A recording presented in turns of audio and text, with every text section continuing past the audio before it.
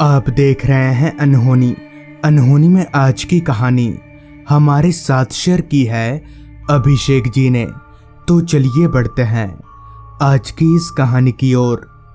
आज से करीबन 15 साल पहले मेरे साथ कुछ ऐसी घटना घटी जिसका जिक्र करने पर आज भी मेरी रूह कांपने लगती है।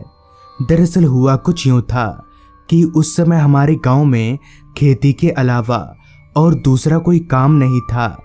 मैं कई बार काम की तलाश में इधर उधर भटका था, मगर मेरा सारा परिश्रम व्यर्थ चला गया। मेरे पास खुद की ज़मीन नहीं थी कि मैं उसमें खेती कर पाऊँ। दिन पर दिन मेरे घर की आर्थिक हालत खराब होती जा रही थी। ऐसे ही एक दिन मैं अपने घर पर बैठा हुआ था, तभी मेरा छोटा भाई मेरे पास आया और बोला, भैया मुकेश अपने घर वापस आ गया और वो पहले से काफ़ी बदल चुका है और साथ ही काफ़ी सारे पैसे कमाकर भी लाया। मुकेश मेरे बचपन का दोस्त है। वो भी मेरे साथ कुछ दिनों से काम को लेकर काफ़ी परेशान था और अचानक 10 दिन पहले वो पता नहीं कहाँ गायब हो गया। मैंने और उसके घर वालों ने उसे काफ़ी खोजा, मगर उसका कोई अता पता नहीं चला। और आज मुझे अपने छोटे भाई से पता चला कि वो आ चुका है। ये खबर सुनते ही मैं उसके घर गया तो सच में मेरे भाई ने जो कहा था वो ठीक निकला। मुकेश आया है, मगर अपना शारीरिक और आर्थिक हालत दोनों ही बदल कर। मुकेश को देखते ही मैंने उससे कहा, क्या भाई कितना बदल गया है तू? कोई खजाना वजाना हाथ लगाया क्या तेरे? जिस पर मुकेश ने कहा, नहीं यार, खजाना तो हाथ नहीं लगा, मगर एक अच्छा काम जरूर हाथ लगा है। और तू बता, तेरा क्या हाल चाल है? इस पर मैंने मायूस मन से कहा, क्या बताऊं यार, काम की तलाश में इधर उधर भटक रहा हूं। मेरी बात को सुनकर मुकेश मुस्कुराया और मेरे कंधे पर हाथ रखते हुए बोला, तू मेरे साथ चलेगा काम करने? तो चल, अच्छे पैसे भी मिलेंगे और रहने का भी सारा इंतजाम है।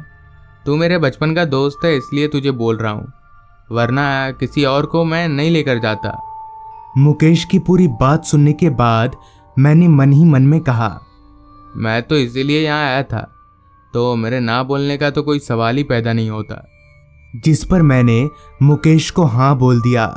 फिर मुकेश ने बताया कि वो 2 दिन बाद यहाँ से निकलेगा और वो मुझे अपने साथ लेटा हुआ जाएगा।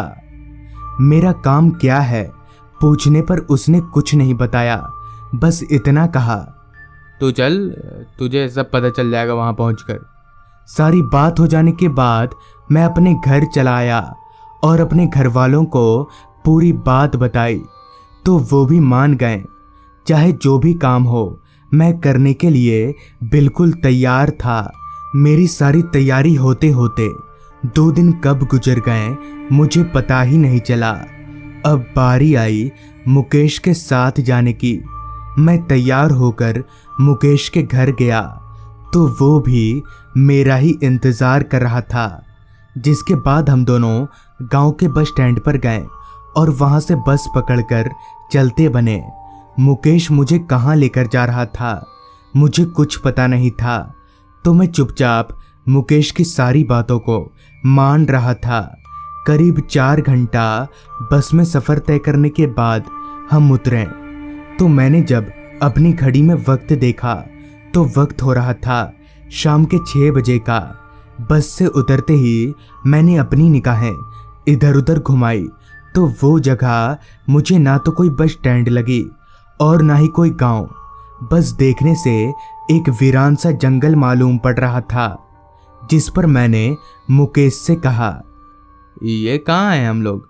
ये तो कोई जंगल लग रहा है। जिस पर मुकेश ने कहा, तो क्यों चिंता कर रहा है, मैं हूं ना, चल मेरे साथ। इतना बोलकर मुकेश मुझे जंगल के अंदर एक पतले रास्ते पर से कहीं ले जाने लगा।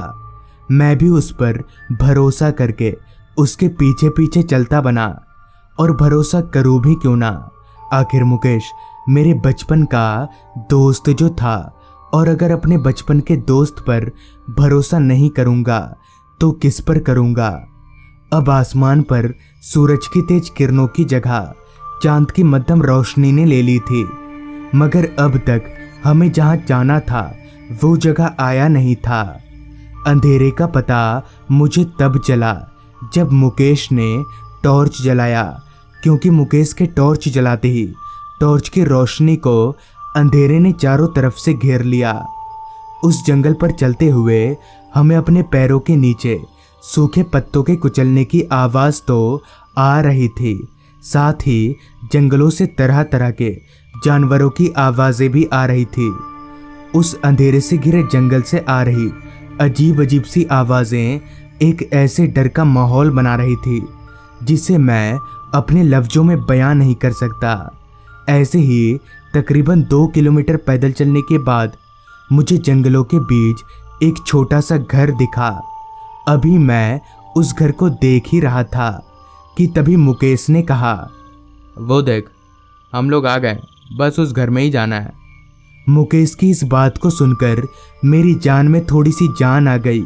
हम दोनों चलकर उस घर के करीब गए तो उस घर का दरवाज़ा खुला हुआ था। दरवाज़ा खुला देखकर मुझे लगा कि इस घर में मुकेश अकेले नहीं बल्कि उसके साथ कोई और भी रहता होगा। चलकर हम उस घर के अंदर गए तो अंदर जाते ही पता नहीं मुकेश किसी को ढूंढने लगा। उस घर में 2 ही कमरे थे, एक कमरा बंद था और एक खुला हुआ।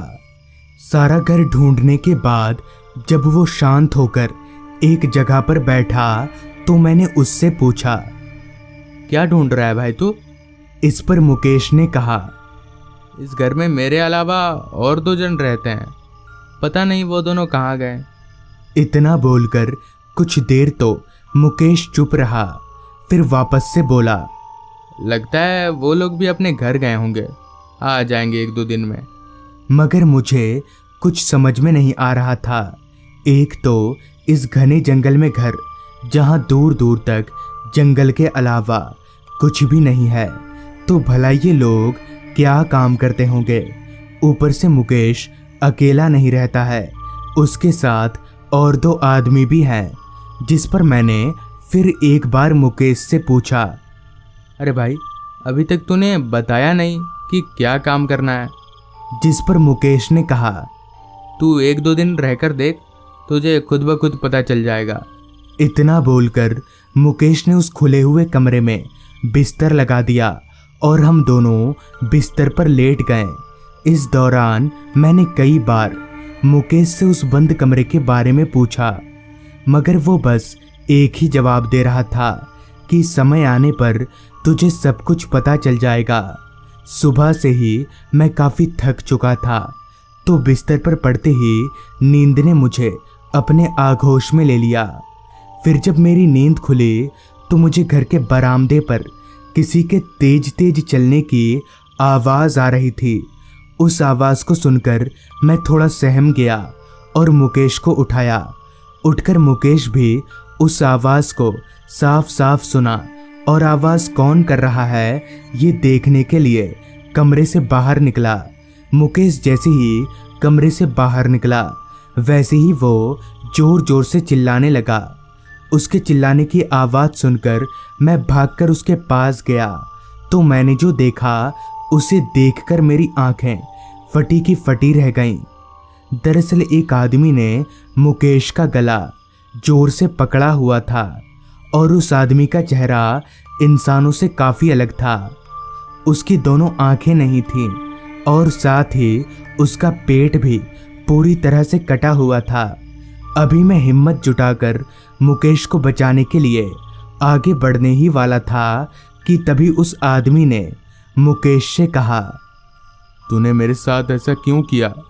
मैंने तुझ पर भरोसा करके यहाँ आया था और तुम लोगों ने मुझे मारकर मेरी आंखें और किडनी को निकालकर क्यों बेचा?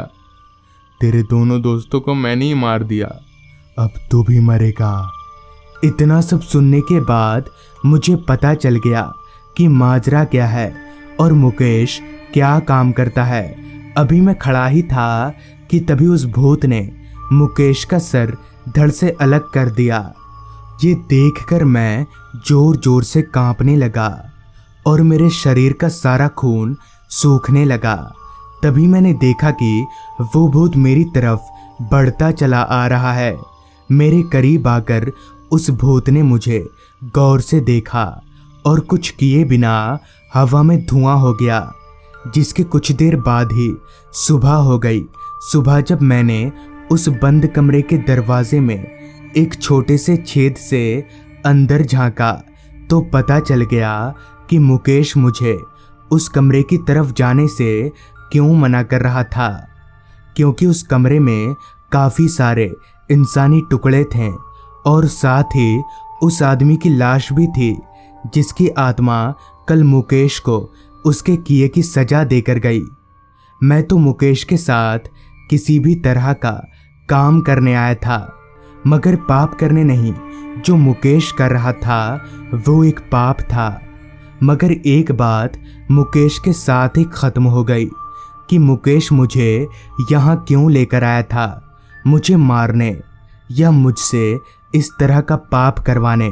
अगर पाप करवाने तो मैं मरना पसंद करता, मगर इस तरह का पाप नहीं करता। तो दोस्तों, ये थी आज की कहानी। अगर आपको ये कहानी अच्छी लगी हो तो चैनल को ज़रूर सब्सक्राइब करें। तो मैं आपका दोस्त आर्यन जल्द ही मिलूँगा आपसे ऐसी ही एक कहानी के साथ।